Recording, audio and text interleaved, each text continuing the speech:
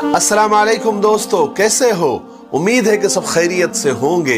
अल्लाह आप लोगों को ऐसे ही खुश रखे। आप तो जानते हैं कि मैंने अब तक सैकड़ों किस्से बयान कर दिए हैं, लेकिन उसमें से कुछ किस्से ऐसे हैं जो मेरे दिल को लग गए और मेरी आंखों को नम कर गए। आज का किस्सा भी उन्हीं किस्सों में से है। आप इसे सुनना जरूर, और अच्छा लगे और सबक मिले तो इसे शेयर जरूर करना। किस्सा ये है कि रबी इब्न सुलेमान रहमतुल्लाह अलैह कहते हैं कि मैं एक मर्तबा हज के लिए जा रहा था। मेरे साथ मेरे साथी भी थे। जब हम कूफा पहुंचे तो हम कुछ जरूरत का सामान खरीदने के लिए बाजार में घूम रहे थे, तो मैंने देखा कि एक वीरान सी जगह पर एक खच्चर मरा हुआ है और एक औरत जो बहुत बड़ा गंदा हाल है, उसके कपड़े बहुत बोसीदा और बहुत मैले कुचेले हैं। चाकू लिए उस खच्चर के गोश्त के टुकड़े काट काट कर अपनी थैली में भर रही है। मुझे ख्याल हुआ कि ये मुर्दार गोश्त लेकर जा रही है, इस पर खामोश रहना ठीक नहीं है। शायद ये औरत लोगों को पकाकर यही खिलाती हो। सो मैंने चुपके से उसका पीछा किया और ऐसे पीछा किया कि वो मुझे ना देखे। वो औरत एक बड़े से मकान पर पहुंची जिसका दरवाजा बहुत ऊंचा था। उस औरत ने जाकर दरवाजा खटखटाया। अंदर से आवाज आई, कौन है? उसने कहा, मैं तुम्हारी बदहाल मां हूं, दरवाजा खोलो। दरवाजा खोला गया। घर में 4 लड़कियां नजर आई जिनके चेहरे से बदहाली, मुसीबत, परेशानी, फाके के आसार टपक रहे थे। वो औरत अंदर गई और थैली उन लड़कियों के सामने रख दी। मैं किवाड़ों के अंदर से झांक रहा था। मैंने देखा कि घर अंदर से बिल्कुल खाली और बर्बाद है। उस औरत ने रोते हुए लड़कियों से कहा कि इसको पका लो और अल्लाह का शुक्र अदा करो। वो लड़कियां गोश्त काट काट कर उसे आग पर भूनने लगी। मुझे बहुत तकलीफ हुई। मैंने बाहर से आवाज दी, ए अल्लाह की बंदी, अल्लाह के वास्ते रुक जा, उसे मत खा। वो कहने लगी, तू कौन है? मैंने कहा कि मैं एक परदेसी आदमी हूं। उसने कहा, तू हमसे क्या चाहता है? 3 साल से हमारा ना कोई मोइन है, ना कोई मददगार है, ना कोई पूछने के लिए हमको आया। तू कहां से आ गया? मैंने कहा, अरे अल्लाह की बंदी, ये मुर्दार हमारे मजहब इस्लाम में जायज नहीं है, हराम है, इसे न खा। वो औरत रोते हुए कहने लगी कि हम भी खानदान नबूवत के शरीफ सैयदजादे हैं, रसूल पाक सल्लल्लाहु अलैहि वसल्लम के खानदान से हैं।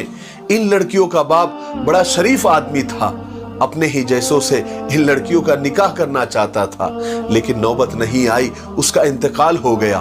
उसने जो कुछ छोड़ा था सब खत्म हो गया। हमें मालूम है कि मुर्दार खाना जायज नहीं है, हराम है, लेकिन हम 4 दिन से फाके से हैं।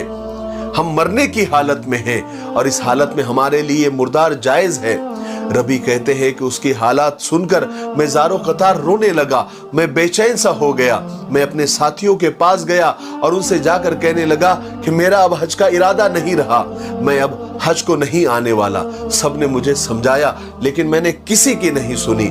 मैंने अपने कपड़े, एहराम की चादरें और जो कुछ सामान मेरे पास था वो सब लिया, और मेरे पास नकद 600 दिरहम थे, वो सब लिए। उसमें से 100 दिरहम का मैंने आटा खरीदा और बाकी के जितने भी दिरहम थे मैंने आटे में छुपाकर उस औरत के घर पहुंचा, और ये सब सामान, आटा वगैरह मैंने उस औरत के हवाले किया। उस औरत ने मेरा बहुत बहुत ज्यादा शुक्रिया अदा किया और कहने लगी कि ए इब्ने सुलेमान, अल्लाह तेरे अगले पिछले सारे गुनाह माफ करे, तुझे हज का सवाब अता करे और अपनी जन्नत में तुझे जगह अता करे, और इस सब खैर के काम का और इस मदद का तुझे ऐसा बदला अता करे कि जो तुझ पर दुनिया में ही जाहिर हो जाए। रबी कहते हैं कि हज का काफिला रवाना हो गया। मैं ये सोचकर कूफा में ही रुका रहा कि हज के काफिले जब वापस आएंगे तो वापसी में मैं उनका इस्तकबाल करूंगा और उनसे दुआओं की दरखास्त करूंगा। मैं हज होने तक वहीं पर रुका रहा, यहां तक कि हज के काफिले वापस होने लगे। जब एक हज का काफिला मेरे सामने से गुजरा तो मुझे अपने हज के महरूम हो जाने से मुझे बहुत अफसोस हुआ। मैं आप दीदा हो गया और रंज से और गम से मेरे आंखों से आंसू जारी हो गए। जब मैं एक काफिले से मिला तो मैंने उनसे कहा कि अल्लाह ताला तुम्हारा हज कबूल करे और तुमने जो हज पर खर्च किया है, जो अखराजात है, उनका बदला तुम्हें अता करे। तो उनमें से एक शख्स ने कहा, ये कैसी दुआ है और ये कौन दुआ दे रहा है? मैंने कहा कि ये उस महरूम बंदे की दुआ है जो अल्लाह के दर के करीब तक आया लेकिन अल्लाह के दर की जियारत से महरूम रहा। तो उनमें से एक आदमी कहने लगा, ताज्जुब की बात है, तुम ऐसी बातें कर रहे हो, क्या तुम हमारे साथ हज पर नहीं थे? क्या तुम मेरे साथ मैदान अरफात में नहीं थे? मैंने तुमको देखा है, तुम मैदान अरफात में मेरे साथ थे। क्या तुमने मेरे साथ शैतान को कंकरियां नहीं मारी? क्या हम दोनों ने साथ में तवाफ नहीं किया? मैं अपने दिल में सोचने लगा, या अल्लाह, ये क्या लुत्फ है, ये कैसी बातें कर रहा है। अभी फरमाते कि मैं ये सोच ही रहा था कि ये क्या हो रहा है, इतने में मेरे ही शहर का मेरा ही काफिला मुझे वापस होता हुआ नजर आया। मैं दौड़ के उनके पास गया और उनके गले लग के रोने लगा और उनको दुआएं देने लगा कि अल्लाह तबारक व तआला तुम्हारे हज को कबूल करे, तुम्हारे सफर को कबूल करे। तो वो भी वही कहने लगे, कहा कि तुम क्यों दुआ दे रहे हो, तुम तो हमारे साथ ही थे ना। मैंने कहा, मैं कहां साथ था, मैं तो यहीं पर महरूम रहा, मैं तो इतने करीब आकर भी हज न कर सका, अल्लाह तबारक व तआला के घर की जियारत न कर सका और रोज़े पाक का दीदार नहीं कर सका। तो कहने लगे, कमाल है, तुम ऐसी बातें कर रहे हो, क्या तुम हमारे साथ अरफात में नहीं थे? क्या तुम हमारे साथ मिना में नहीं थे? क्या मुजदलिफा में हमने कंकर नहीं चुनी थी? क्या हमने शैतान को कंकरी साथ में नहीं मारी थी? मैंने कहा, नहीं भाई, मैं नहीं था। तो उनमें से एक आदमी आगे बढ़कर कहने लगा कि अब्दुल्ला इब्न रबी, तुम ही कैसे इनकार कर सकते हो? क्या तुम मेरे साथ मक्का में नहीं थे? क्या तुम मेरे साथ मदीना में नहीं थे? याद है जब हम कब्र अथर की यानी रोज़े पाक की जियारत करके बाब जिब्रील से बाहर आ रहे थे और वहां पर बहुत भीड़ थी और भीड़ होने की वजह से तुमने ये थैली मेरे हाथ में मेरे पास अमानत रखी थी, जिस पर देखो ये मोहर भी लगी हुई है, उस पर लिखा हुआ है कि जो हमसे मामला करता है वो नफा कमाता है। ये लो तुम्हारी अमानत, ये तुम्हारी थैली। मैं अब्दुल्ला इब्न रबी फरमाते हैं, मैंने वो थैली हाथ में ली, अल्लाह की कसम मैंने वो थैली इससे पहले कभी देखी ही नहीं थी।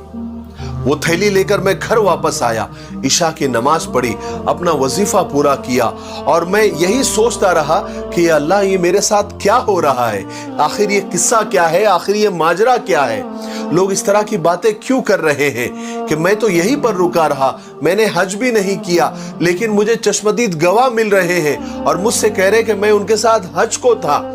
अब्दुल्ला इब्न रबी कहते हैं कि इसी कश्मकश में मेरी आंख लग गई। ख्वाब में मैंने हुजूर पाक सल्लल्लाहु अलैहि वसल्लम की जियारत की। हुजूर पाक सल्लल्लाहु अलैहि वसल्लम मुझसे मिले तो तबस्सुम फरमा रहे थे, मुस्कुरा रहे थे और इरशाद फरमा रहे थे कि ए रबी, आखिर हम तुम पर कितने गवाह कायम करें कि तुमने हज किया है, तुम मानते क्यों नहीं? तुम इस बात को मान लो कि तुमने हज किया है।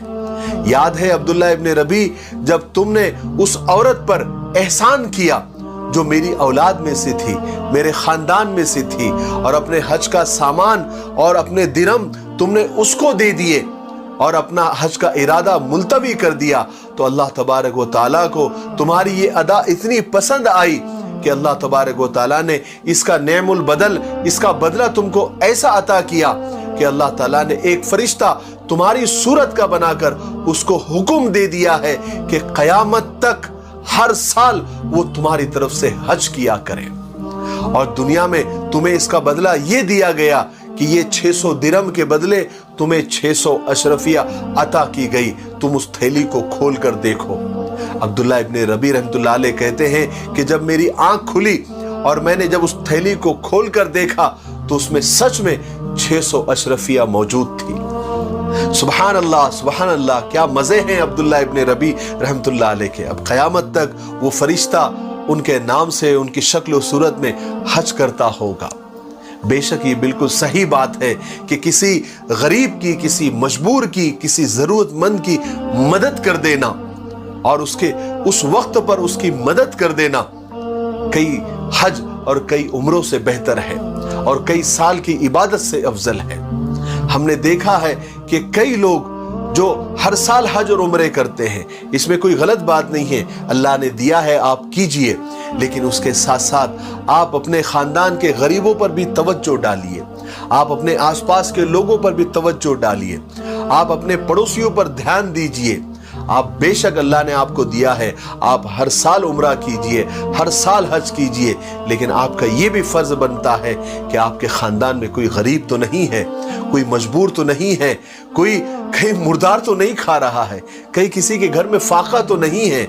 इस पर ध्यान देना भी जरूरी है, वरना कल क़यामत के दिन ये रिश्तेदार, ये करीबी, ये दोस्त अहबाब तुम्हारा गिरबान पकड़ लेंगे कि तू हर साल हज करता था, हर साल उम्रे करता था, तू लाखों रुपए की शॉपिंग करता था, लेकिन हमारे चेहरे तुमने कभी नहीं पढ़े, कभी आकर हमारे घर का हाल नहीं देखा, हम पर फाके थे, हम फटे पुराने कपड़े पहनते थे, तुमने ये नहीं देखा।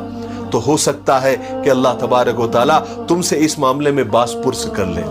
इसलिए हमेशा अपने करीबियों पर, अपने आसपास, अपने अड़ोस पड़ोस में, अपने रिश्तेदारों में ये देखा करे कि कोई बदहाल तो नहीं है, और अल्लाह तबारक व तआला ने तुमको दिया है, तुमको अता किया है, तो उनकी जितनी हो सके आप मदद करें। अल्लाह तबारक व तआला कई साल की इबादत से ज़्यादा तुमको सवाब देगा।